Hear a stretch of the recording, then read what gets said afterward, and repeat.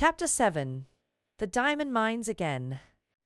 When Sarah entered the holly-hung schoolroom in the afternoon, she did so as the head of a sort of procession. Miss Minchin, in her grandest silk dress, led her by the hand. A manservant followed, carrying the box containing the last doll. A housemaid carried a second box, and Becky brought up the rear, carrying a third and wearing a clean apron and a new cap. Sarah would have much preferred to enter in the usual way, but Miss Minchin had sent for her, and after an interview in her private sitting room, had expressed her wishes. "This is not an ordinary occasion," she said. "I do not desire that it should be treated as one." So Sarah was led grandly in and felt shy when on her entry the big girls stared at her and touched each other's elbows, and the little ones began to squirm joyously in their seats. "Silence, young ladies," said Miss Minchin, at the murmur which arose. James placed the box on the table and removed the lid. "Emma, put yours upon a chair." Becky, suddenly and severely. Becky had quite forgotten herself in her excitement, and was grinning at Lottie, who was wriggling with rapturous expectation. She almost dropped her box, the disapproving voice so startled her, and her frightened, bobbing curtsy of apology was so funny that Lavinia and Jessie tittered. "It is not your place to look at the young ladies," said Miss Minchin. "You forget yourself. Put your box down, toward the door." Becky obeyed with alarmed haste and hastily backed. Servants with a wave of her hand. "You may leave us," Miss Minchin announced to that Becky stepped aside respectfully to allow the superior servants to pass out first. She could not help casting a longing glance at the box on the table. Something made of blue satin was peeping from between the folds of tissue paper. "If you please, Miss Minchin," said Sarah suddenly, "may Aunt Becky stay? It was a bold thing to do." Miss Minchin was betrayed into something like a slight jump. Then she put her eyeglass up and gazed at her show pupil disturbedly. "Becky!" she exclaimed. "My dearest Sarah!" Sarah advanced a step toward her. "I want her because I know she will like to see the presents," she explained. "She is a little girl too, you know." Miss Minchin was scandalized. She glanced from one figure to the other. "My dear Sarah," she said, "Becky is the scullery maid. Scullery maids are not little girls." It really had not occurred to her to think of them in that light. Scullery maids were machines who carried coal scuttles and made fires. "But Becky is," said Sarah, "and I know she would enjoy herself. Please let her stay because it is my birthday." Miss Minchin replied with much dignity, "As you ask it as a birthday favor, she may stay. Rebecca, thank Miss Sarah for her great kindness." Becky had been backing into the corner, twisting the hem of her apron in delighted suspense. She came forward bobbing curtsies. But between Sarah's eyes and her own there passed a gleam of friendly understanding, while her words tumbled over each other. "Oh, if you please, miss. I'm that grateful, miss. I did want to see the doll, miss, that I did. Thank you, miss. And thank you, ma'am," turning and making an alarmed bob to Miss Minchin, "for letting me take the liberty." Miss Minchin waved her hand again. This time it was in the direction of the corner near the door. "Go and stand there," she commanded. "Not too near the young ladies." Becky went to her place, grinning. She did not care where she was sent, so that she might have the luck of being inside the room, instead of being downstairs in the scullery, while these delights were going on. She did not even mind when Miss Minchin cleared her throat ominously and spoke again. "Now, young ladies, I have a few words to say to you," she announced. "She's going to make a speech," whispered one of the girls. "I wish it was over." Sarah felt rather uncomfortable. As this was her party, it was probable that the speech was about her. It is not agreeable to stand in a schoolroom and have a speech made about you. "You are aware, young ladies," the speech began, for it was a speech that dear Sarah is 11 years old today. "Dear Sarah," murmured Lavinia. "Several of you here have also been 11 years old, but Sarah's birthdays are rather different from other little girls' birthdays. When she is older, she will be heiress to a large fortune, which it will be her duty to spend in a meritorious manner. The diamond mines, giggled Jessie in a whisper. Sarah did not hear her. But as she stood with her green-grey eyes fixed steadily on Miss Minchin, she felt herself growing rather hot. When Miss Minchin talked about money, she felt somehow that she always hated her, and of course, it was disrespectful to hate grown-up people. When her dear papa, Captain Crewe, brought her from India and gave her into my care. The speech proceeded. He said to me, in a jesting way, "I am afraid she will be very rich, Miss Minchin." My reply was, "Her education at my seminary, Captain Crewe, shall be such as will adorn the largest fortune. Sarah has become my most accomplished pupil. Her French and her dancing are a credit to the seminary. Her manners, which have caused you to call her Princess Sarah, are perfect. Her amiability she exhibits by giving you this afternoon's party. I hope you appreciate her generosity. I wish you to express your appreciation of it by saying aloud all together, 'Thank you, Sarah.'" The entire schoolroom rose to its feet as it had done the morning Sarah remembered so well. "Thank you, Sarah," it said, and it must be confessed that Lottie jumped up and down. Sarah looked rather shy for a moment. She made a curtsy, and it was a very nice one. "Thank you," she said, "for coming to my party." "Very pretty indeed, Sarah," approved Miss Minchin. "That is what a real princess does when the populace applauds her." "Lavinia," scathingly, "the sound you just made was extremely like a snort. If you are jealous of your fellow pupil, I beg you will express your feelings in some more ladylike manner. Now I will leave you to enjoy yourselves."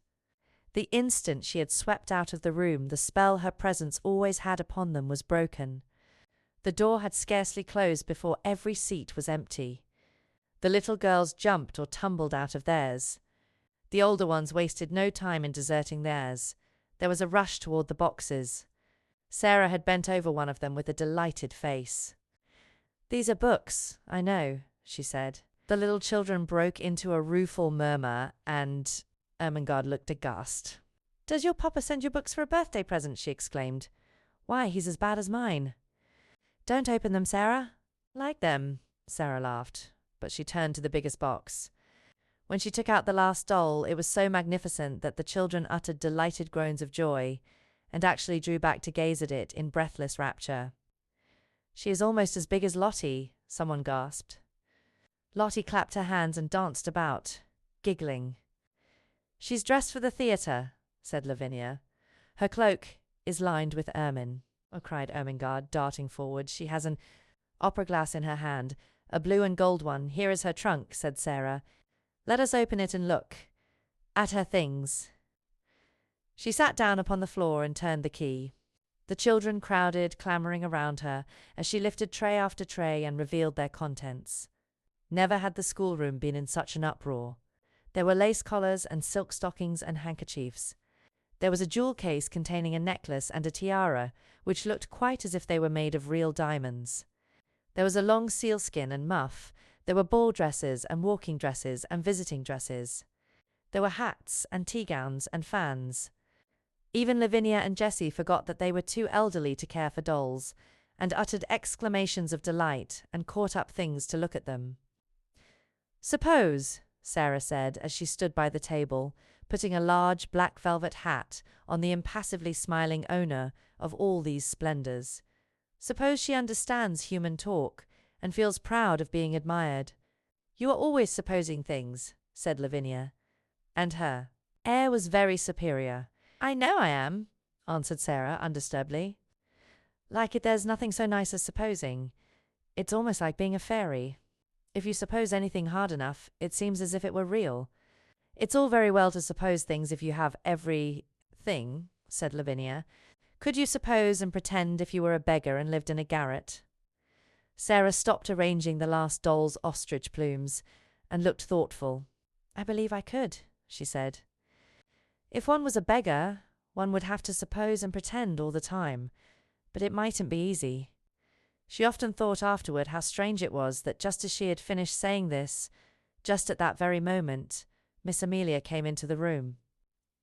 "Sarah," she said, "your papa's solicitor, Mr. Barrow, has called to see Miss Minchin, and as she must talk to him alone, and the refreshments are laid in her parlour, You had all better come and have your feast now, so that my sister can have her interview here in the schoolroom. Refreshments were not likely to be disdained at any hour, and many pairs of eyes gleamed. Miss Amelia arranged the procession into decorum, and then, with Sarah at her side heading it, she led it away, leaving the last doll sitting upon a chair with the glories of her wardrobe scattered about her. Dresses and coats hung upon chairbacks, piles of lace-frilled petticoats lying upon their seats. Becky, who was not expected to partake of refreshments, had the indiscretion to linger a moment to look at these beauties. It really was an indiscretion. "Go back to your work, Becky," Miss Amelia had said. But she had stopped to pick up reverently first a muff and then a coat, and while she stood looking at them adoringly, she heard Miss Minchin upon the threshold, and being smitten with terror at the thought of being accused of taking liberties, she rashly darted under the table, which hid her by its tablecloth. Miss Minchin came into the room accompanied by a sharp-featured, dry little gentleman who looked rather disturbed. Miss Minchin herself also looked rather disturbed, it must be admitted, and she gazed at the dry little gentleman with an irritated and puzzled expression. She sat down with stiff dignity and waved him to a chair. "Pray, be seated, Mr. Barrow," she said. Mr. Barrow did not sit down at once. His attention seemed attracted by the last doll and the things which surrounded her. He settled his eyeglasses and looked at them in nervous disapproval. The last doll herself did not seem to mind this in the least. She merely sat upright and returned his gaze indifferently. £100, Mr. Barrow remarked succinctly. "All expensive material, and made at a Parisian modist's." He spent money lavishly enough, that young man. Miss Minchin felt offended. This seemed to be a dispar. Agement of her best patron, and was a liberty. Even solicitors had no right to take liberties. "I beg your pardon, Mr. Barrow," she said stiffly. "I do not understand." "Birthday presents," said Mr. Barrow in the same critical, "call it, manner to a child 11 years old. Mad extravagance, Miss Minchin drew herself up still more rigidly. "Diamond mines alone. Captain Crewe is a man of fortune," she said. The Mr. Barrow wheeled round upon her. "Diamond mines," he broke out. "There are none, never were." Miss Minchin actually got up from her chair. "What?" she cried. "What do you mean?" "At any rate," answered Mr. Barrow quite snappishly, "it would have been much better if there never had been any." "Any diamond mines?" ejaculated Miss Minchin, catching at the back of a chair and feeling as if a splendid dream was fading away from her. "Diamond mines spell ruin oftener than they spell wealth," said Mr. Barrow, "when a man is in the hands of a very dear friend and is not a businessman himself. He had better steer clear of the dear friend's diamond mines, or gall mines, or any other kind of mines dear friends want his money to put into. The late Captain Crewe." Here Miss Minchin stopped him with a gasp. "The late Captain Crewe!" she cried out. "The late! You! Don't come to tell me that Captain Crewe is—" "He's dead, ma'am," Mr. Barrow answered with jerky brusqueness. "Died of jungle fever and business troubles combined. The jungle fever might not have killed him if he had not been driven mad by the business troubles, and the business troubles might not have put an end to him if the jungle fever had not assisted. Captain Crewe is dead." Miss Minchin dropped into her chair again. The words he had spoken filled her with alarm. What were his business troubles, she said. What were they? "Diamond mines," answered Mr. Barrow. "And dear. Friends and ruin." Miss Minchin lost her breath. "Ruin," she gasped out. "Lost every penny. That young man had too much money. The dear friend was mad on the subject of the diamond mine. He put all his own money into it, and all Captain Crewe's. Then the dear friend ran awake. Captain Crewe was already stricken with fever when the news came. The shock was too much for him. He died delirious, raving about his little girl. Land didn't leave a penny." Now Miss Minchin understood, and never had she received such a blow in her life. Her show pupil, her show patron, swept away from the select seminary at one blow. She felt as if she had been outraged and robbed. and that Captain Crewe and Sarah and Mr. Barrow were equally to blame. "Do you mean to tell me," she cried out, "that he left nothing? That Sarah will have no fortune? That the child is a beggar? That she is left on my hands a little pauper instead of an heiress?" Mr. Barrow was a shrewd businessman, and felt it as well to make his own freedom from responsibility quite clear without any delay. "She is certainly left a beggar," he replied. "And she is certainly left on your hands, mammas. She hasn't a relation in the world that we know of." Miss Minchin started forward. She looked as if she was going to open the door and rush out of the room to stop the festivities going on joyfully and rather noisily that moment over the refreshments. "It is monstrous," she said. "She's in my sitting room at this moment, dressed in silk gauze and lace petticoats, giving a party at my expense." "She's giving it at your expense, madam, if she's giving it," said Mr. Barrow calmly. "Barrow and Skipworth are not responsible for anything. There never was a cleaner sweep made of a man's fortune. Captain Crewe died without paying our last being, and it was a big one." Miss Minchin turned back from the door in increased indignation. This was worse than anyone could have dreamed of its being.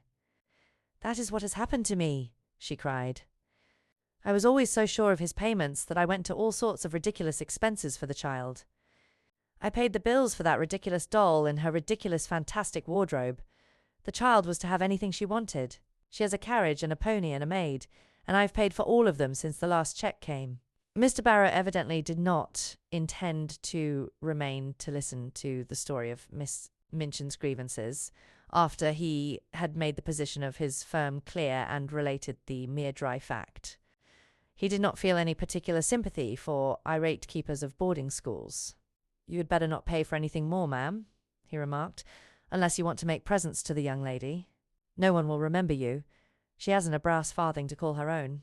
"But what am I to do?" demanded Miss Minchin, as if she felt it entirely his duty to make the matter right. "What am I to do?" "There isn't anything to do," said Mr. Barrow, folding up his eyeglasses and slipping them into his pocket. "Captain Crewe is dead. The child is left a pauper. Nobody is responsible for her but you. I am not responsible for her, and I refuse to be made." Responsible? Miss Minchin became quite white with rage. Mr. Barrow turned to go. "I have nothing to do with that, madam," he said uninterestedly. "Barrow and Skipworth are not responsible. Very sorry the thing has happened, of course. If you think she is to be foisted off on me, you are greatly mistaken." Miss Minchin gasped. "I have been robbed and cheated. I will turn her into the street." If she had not been so furious, she would have been too discreet to say quite so much. She saw herself burdened with an extravagantly brought-up child whom she had always resented, and she lost all self-control. Mr. Barrow undisturbedly moved toward the door. "I wouldn't do that, madam," he commented. "It wouldn't look well. Unpleasant story to get about in Connaught with their establishment. Pupil bundled out penniless and without friends. He was a clever businessman, and he knew what he was saying. He also knew that Miss Minchin was a businesswoman, and would be shrewd enough to see the truth. She could not afford to do a thing which would make people speak of her as cruel and hard-hearted. Better keep her and make use of her," he added. "She's a clever child, I believe. You can get a good deal out of her as she grows older." "I will get a good deal out of her before she grows older," exclaimed Miss Minchin. "I am sure you will, ma'am," said Mr. Barrow, with a little sinister smile. "I am sure you will. Good morning." He bowed himself out and closed the door, and it must be confessed that Miss Minchin stood for a few moments and glared at it. What he had said was quite true. She knew it. She had absolutely no redress. Her show pupil had melted into nothingness, leaving only a friendless, beggared little girl. Such money as she herself had advanced was lost and could not be regained. And as she stood there breathless under her sense of injury, there fell upon her ears a burst of gay voices from her own sacred room, which had actually been given up to the feast. She could at least stop this. But as she started toward the door, it was opened by Miss Amelia, who, when she caught sight of the changed, angry face, fell back a step in alarm. "What is the matter, sister?" she ejaculated. Miss Minchin's voice was almost fierce when she answered, "Where is Sarah Crewe?" Miss Amelia was bewildered. "Sarah," she stammered. "Why, she's with the children in your room, of course." "Has she a black frock in her sumptuous wardrobe?" In bitter envy. "A black frock," Miss Amelia stammered again. "A black one. She has frocks of every other colour. Has she a black one?" Miss Amelia began to turn pale. "No, theirs," she said. "But it is too short for her. She has only the old black velvet, and she has outgrown it. Go and tell her to take off that preposterous pink silk gauze and put the black one on, whether it is too short or not. She is done with finery." Then Miss Amelia began to wring her fat hands and cry. "Oh, sister," she sniffed. "Oh, sister, what can have happened?" Miss Minchin wasted no words. "Captain Crewe is dead," she said. "He has died without a penny. That spoiled, pampered, fanciful child is left a pauper on my hands." Miss Amelia sat down quite heavily in the nearest chair. "Hundreds of pounds have I spent on nonsense for her, and I shall never see a penny of it. Put a stop to this ridiculous party of hers. Go and make her change her frock at once." "Aye," panted Miss Amelia. "Must I go and tell her now, this moment?" was the fierce answer. "Don't sit staring like a goose. Go." Poor Miss Amelia was accustomed to being called a goose. She knew, in fact, that she was rather a goose, and that it was left to geese to do a great many disagreeable things. It was a somewhat embarrassing thing to go into the midst of a room full of delighted children and tell the giver of the feast that she had suddenly been transformed into a little beggar, and must go upstairs and put on an old black frock which was too small for her. But the thing must be done. This was evidently not the time when questions might be asked. She rubbed her eyes with her handkerchief until they looked quite red, after which she got up and went out of the room without venturing to say another word, when her older sister looked and spoke as she had done just now. The wisest course to pursue was to obey orders without any comment. Miss Minchin walked across the room. She spoke to herself aloud without knowing that she was doing it. During the last year, the story of the diamond mines had suggested all sorts of possibilities to her. Even proprietors of seminaries might make fortunes in stocks with the aid of owners of mines. And now, instead of looking forward to gains, she was left to look back upon losses. "The Princess Sarah, indeed," she said. "The child has been pampered as if she were a queen."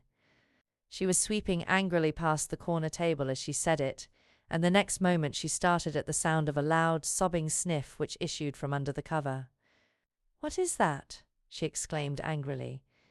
The loud, sobbing sniff was heard again, and she stooped and raised the hanging folds of the table cover. "How dare you?" she cried out. "How dare you? Come! Out immediately!" It was poor Becky who crawled out, and her cap was knocked on one side, and her face was red with repressed crying. "If you please, it's me, Mum," she explained. "I know I hadn't ought to, but I was looking at the doll, Mum, the table, and I was frightened when you come in, and slipped under." "You have been there all the time, listening," said Miss Minchin. "No, Mum," Becky protested, bobbing curtsies. "Not listening. I thought I could slip out without your noticing.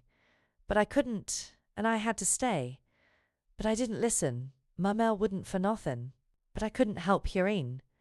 Suddenly it seemed almost as if she lost all fear of the awful lady before her. She burst into fresh tears. "Oh, please, she said. "I dare say you give me warning, Mum, but I'm so sorry for poor Miss Sariams." "Sorry." "Leave the room," ordered Miss Minchin. Becky curtsied again. The tears openly streaming donged her cheeks. "Yes, "I will, she said, trembling. "But just wanted to ask you. Miss Sarah, she's been such a rich young lady, and she's been waited on. And foot. And what will she do now, Mum, without no maid? Please, would you let me wait on her after I've done my pots and kettles? I'd do 'em that quick, if you'd let me wait on her now she's poor." "Oh," breaking out afresh, poor little Miss Sarah, Mum that was called a princess. Somehow she made Miss Minchin feel more angry than ever, that the very scullery maid should range herself on the side of this child, whom she realized more fully than ever that she had never liked, was too much. She actually stamped her foot. "No, certainly not," she said. She will wait on herself, and on other people too. Leave the room this instant or you'll leave your place. Becky threw her apron over her head and fled. She ran out of the room and down the steps into the scullery, and there she sat down among her pots and kettles and wept as if her heart would break. "It's exactly like the ones in the stories," she wailed.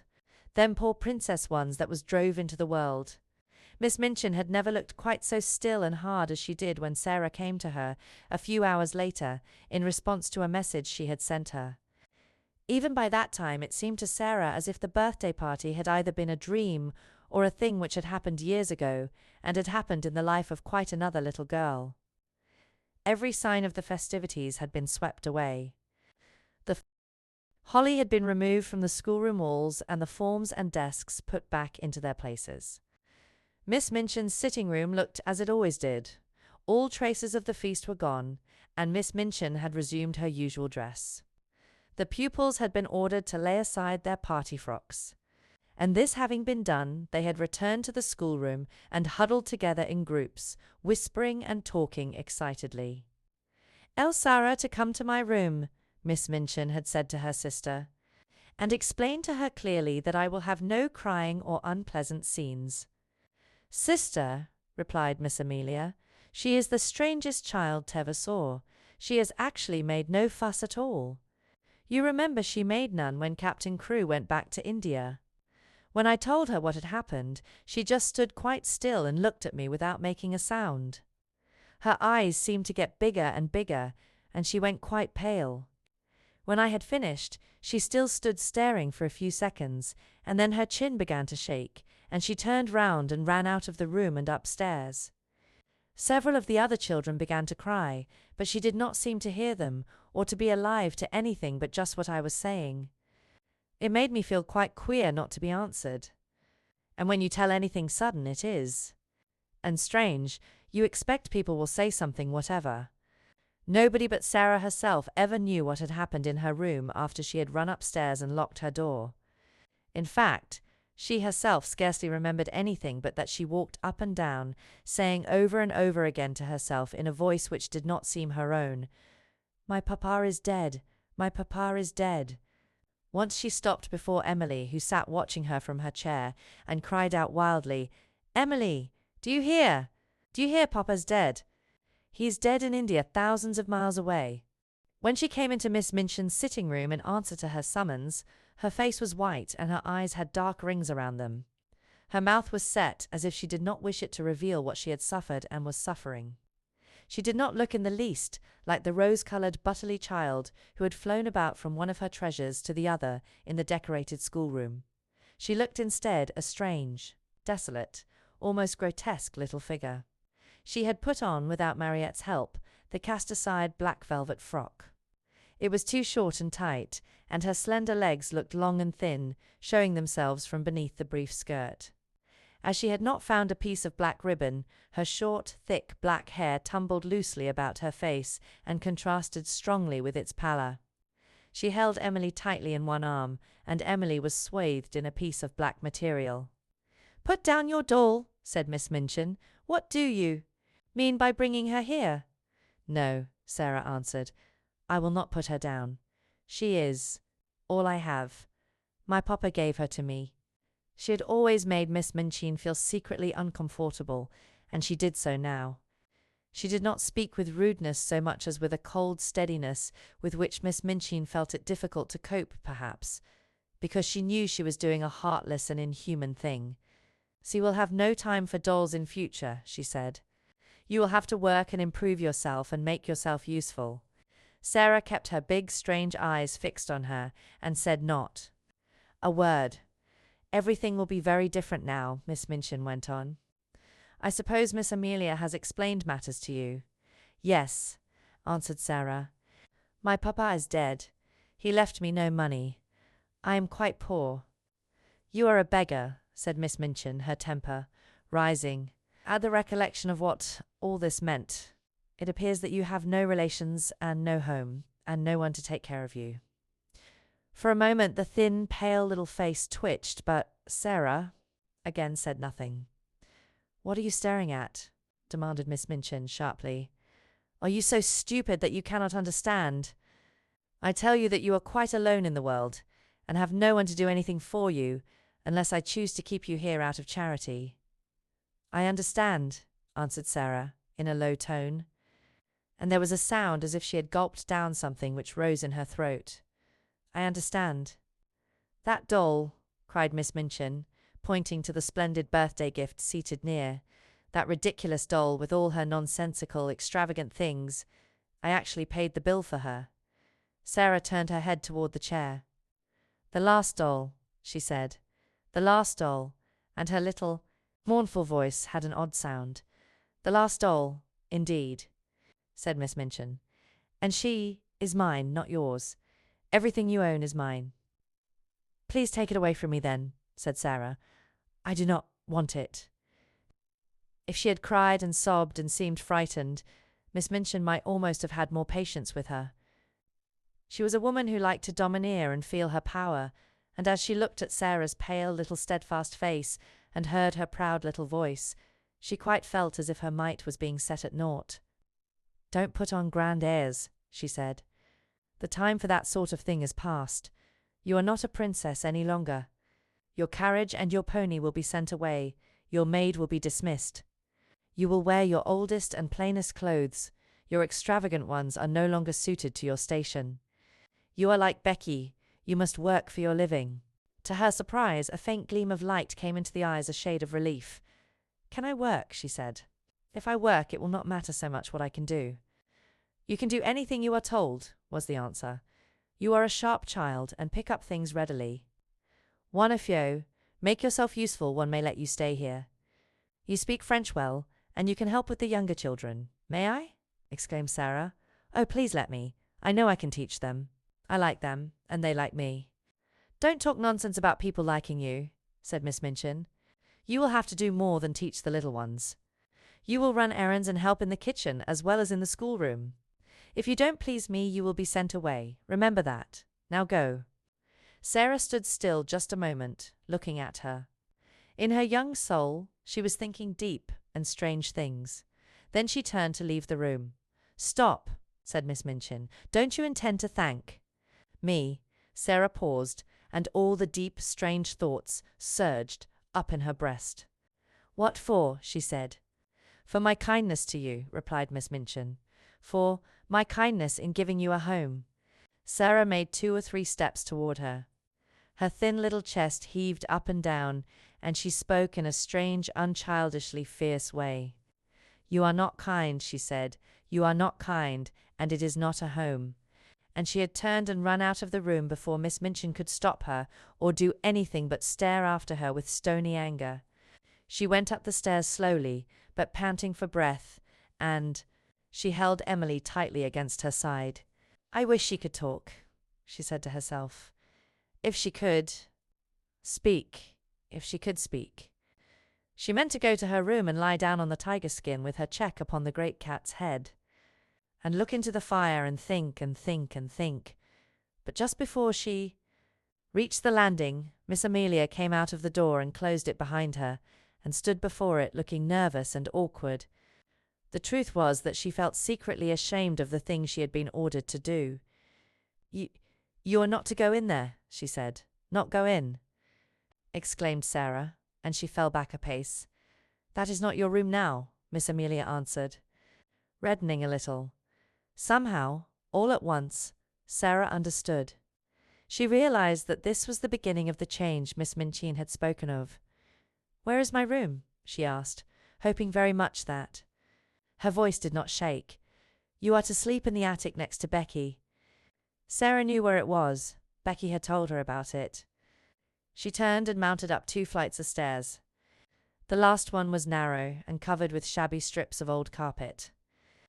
She felt as if she were walking away and leaving far behind her the world in which that other child, who no longer seemed herself, had lived.